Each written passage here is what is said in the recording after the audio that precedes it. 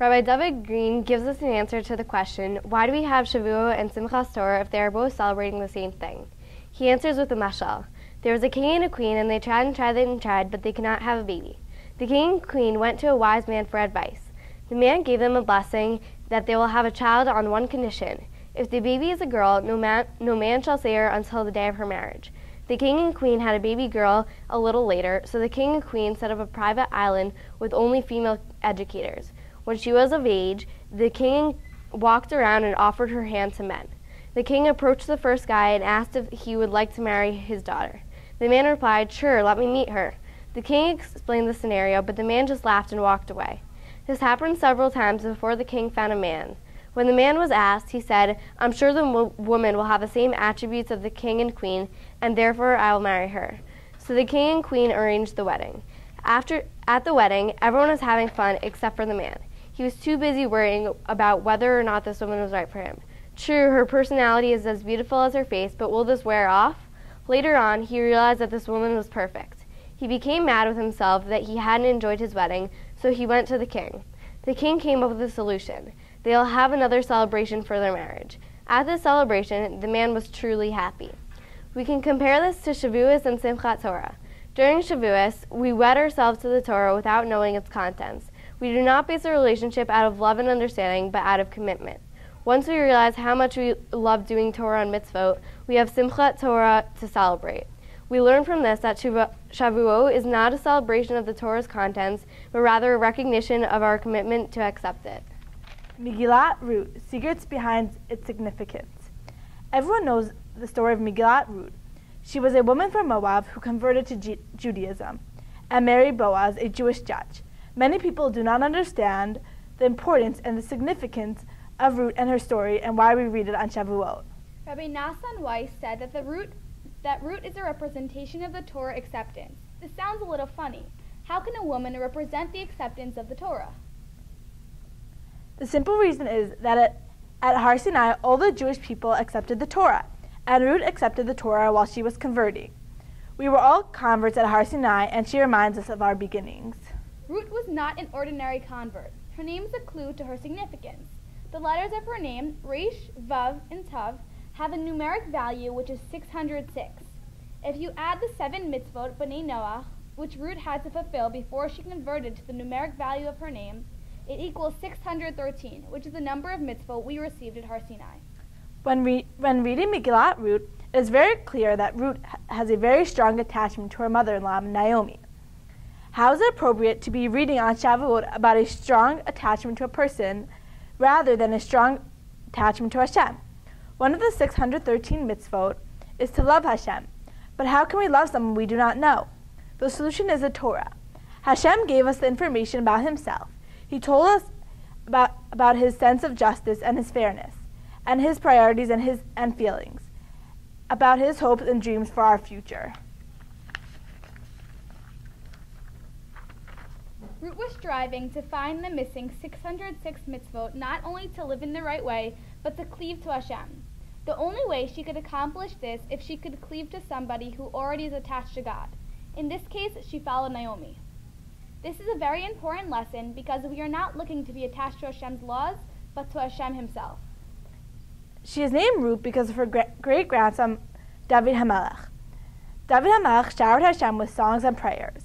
A play on the letters of Ruth's name is the Hebrew word rave, which means to shower. Shavuot is David's birthday and the day he died. The conclusion of Megillat Ruth states the genealogy of David.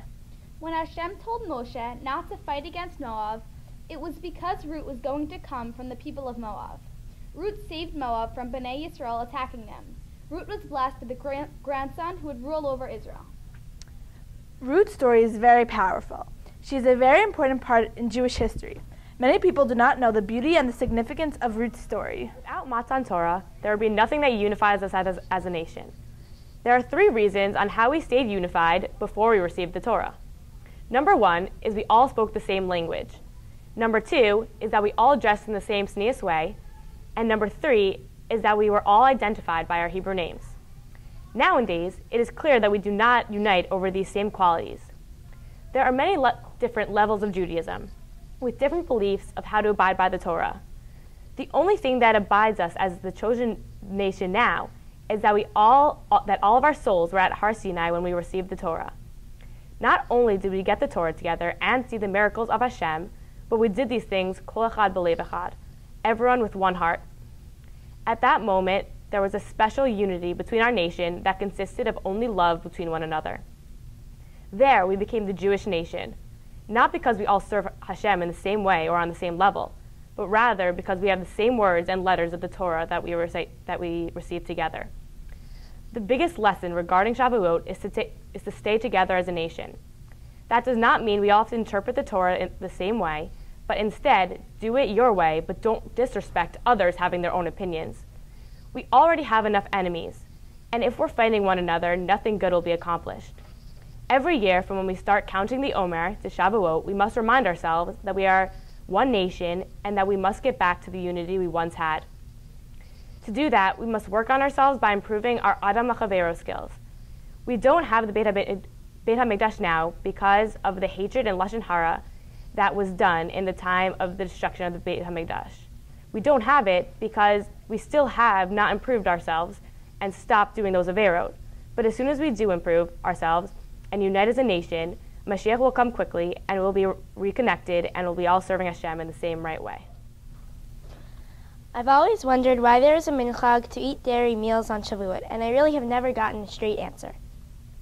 The first and most common reason is the Jews had just gotten all of the commandments, including those about kashrut. They had never kept any of these laws before, so their utensils were not kosher. I wondered why they didn't just make their utensils kosher. This is because Matan Torah happened on a Shabbos, and they had to keep Shabbos now too. Another reason for this is that in the Torah we often see the words zavat chalav udvash. What other food could we eat after seeing this so many times? The third reason that I came across was that another name for Har Sinai was Har HaGvanim. Cheese in Hebrew is gvina, which is a dairy product. Also, the gematria of chalav, milk, is 40. Moshe went up on Har Sinai for 40 days. Another reason that I found was that the Zohar says that every day of the year corresponds to a certain mitzvah, lo ta'aseh. Shavuot corresponds to lo tivashel gedi b'chalav imo, which in literal terms has to do with milk and dairy. The last reason that I saw was most interesting to me. Eating dairy on Shavuot is supposed to remind us of Moshe's childhood. When Moshe was a baby, he would not nurse from an Egyptian woman. Paro finally found someone that Moshe wouldn't shoo away. This woman was Moshe's mother, Yocheved. I hope that the following story will show you how important it is to think of and remember all the reasons we eat dairy. There was a boy named David who was almost 13 years old. His family was traditional but not religious. He met with his rabbi and decided to learn about Kiddush and Tefillin. He learned with the rabbi, and when it was time for his bar mitzvah, his grandfather got him a beautiful pair of tefillin and a custom Kiddush cup. After davening, David went to enjoy himself at the Kiddush. When he came back, his tefillin were still where he put them, but his cup was gone. David couldn't help but notice that the rabbi was in the shul. After his family searched for the Kiddush cup endlessly, they left without hope. Many years later, when David was getting married, he went back to the rabbi. The rabbi agreed to marry him and his wife, and his future wife.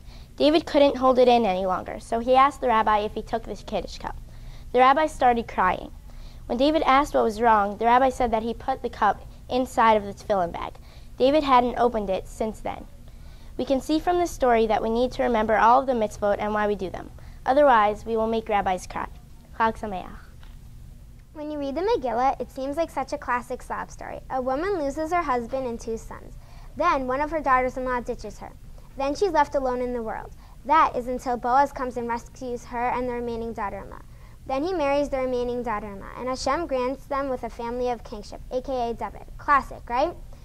But if you look at the names of the people in Megillat Ruth, they never seem to have much substance, just another part of a soap opera. But when you delve deeper, you realize that the meanings of the names correspond with this story. Here are some examples. Elimelech. Elimelech means make kingship come my way. Elimelech was from Sheva Yehuda, the Sheva of kingship. Machlon and Kilion. Machlon means sickness, while Kilion means extermination. Both of these men died in this story. Also, in Divrei Hayamin, they are referred to as Yoash and Sarah. Were their names changed on purpose to go with the story? Naomi. Naomi means pleasant. When she returned to Beit Lechem, she told all of her friends to call her Mara, bitter, because Hashem had treated her in a bitter way.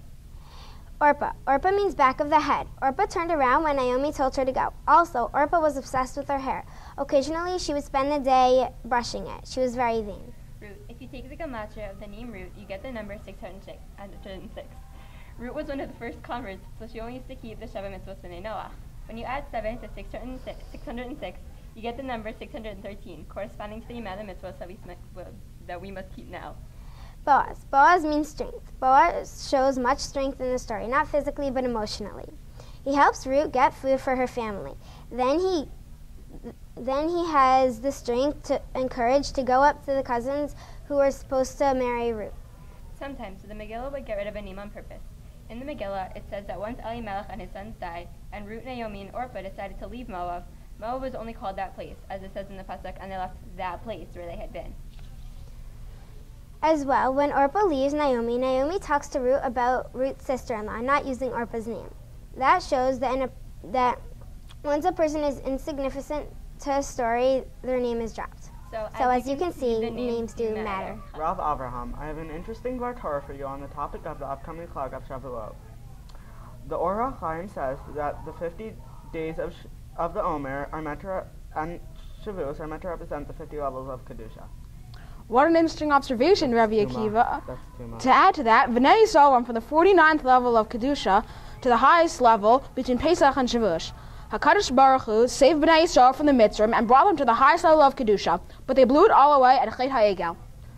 I have an interesting mashal about that from Rav Aaron. In the mashal, a man who is not so observant is late for a meeting in his office. He finally arrives at the parking spot, but he cannot find a parking spot. He says to Hashem, if you give me a parking spot, I will daven every day for a whole entire week. Like magic, a spot opens up right in front of the entrance. But he says, never mind, I have found one. Like Bnei Yisrael in the Midbar, Hashem gave the man what he needed, but he still blew away his chance. From this, one may learn, as the Mishnah says, that Ezu Chacham Halamim Mikol Adam. He who is wise learns from all people. We should learn from this mashal and Chet HaEgel not to give away the gifts that Hashem gives us. We accepted the Torah at Har Sinai on Shavuos, and we should not give it away, and we should keep it as best as we can. If a person does this, he or she will have a memorable Chag. One may learn from this that Hashem does everything for the best. Listen to Hashem, and Hashem will listen to you when you need something. Chag Sameach. Chag Sameach. When Hashem wanted to give the Torah to the Jewish people, he first offered it to the other nations. He went to one nation, he offered the Torah. The response? What's written in the Torah? The answer, Hashem says, it says you're not allowed to kill. Not allowed to kill, but we like to kill. We can't keep the Torah. Hashem went to the next nation. He offers them the Torah. What's written in it? Not allowed to steal. Not allowed to steal. No. That's how we make our money. Can't keep it. Okay. Hashem went to every single nation. And every time they asked, what's written in it? Hashem told them the one law, or perhaps one of the laws, that they couldn't keep, they couldn't handle. Finally, Hashem gives the Torah to the Jewish people. Now, it's not really fair, because if you're a businessman trying to sell a car, well, tell me a little bit about the car. It doesn't have such good gas mileage. It doesn't have a lot of trunk space. You probably won't get more than 50,000 miles out of the car anyway. If you ever get in an accident, it'll collapse. What kind of salesman is that? He was telling every nation exactly what they didn't want to hear about the product. And then he comes to the Jewish people? How is that a fair sale? So the simple answer is that the Jews didn't ask what's written in it. They said, Na'aseh v'nishma. We're going to do it. But I think there's another answer that can help us understand Shavuos on a deeper level. The Torah says that when the Jewish people got to Har Sinai, The Torah says, Vayichan Sham Yisrael Neged Ahar. The Jewish people camped opposite the mountain. Now, grammatically, it shouldn't have said Vayichan. It should have said Vayachanu. And they camped. It says Vayichan, singular. And he camped. Why is that? So Rashi says some very famous words, because the Jewish people at that moment were Ki'ish echad belev echad. You see, over the millennia, the Jews have always been persecuted. But internally, there's something within our nation that has always plagued us as well. Achdus, togetherness, being able to look at a fellow Jew and say, it's okay. He doesn't think exactly like me. He doesn't act exactly like me. I still love him. He's still a great person. He's part of our nation. He's one of us. It's a challenge that we have. When Hashem came to give the Torah, you know what he told the Jewish people? I'm going to give you this amazing book. It's going to be a guide for your life. It'll help you, it'll guide you, it'll protect you. One thing. Ki'ish echad belev echad. Hashem tells us, if you want to keep the Torah, you could have it, but you got to be together. This Shavuos holiday, it's something to think about. We're going to receive the Torah at Har Sinai. Wonderful. But how are we going to act towards our fellow friends? How are we going to act towards classmates, colleagues, friends, associates? The way we act shows whether or not we're truly deserving to receive the Torah. I wish everybody a Chag Sameach, a happy Shavuot, and hopefully we'll internalize the lesson, Ki'ish echad belev echad.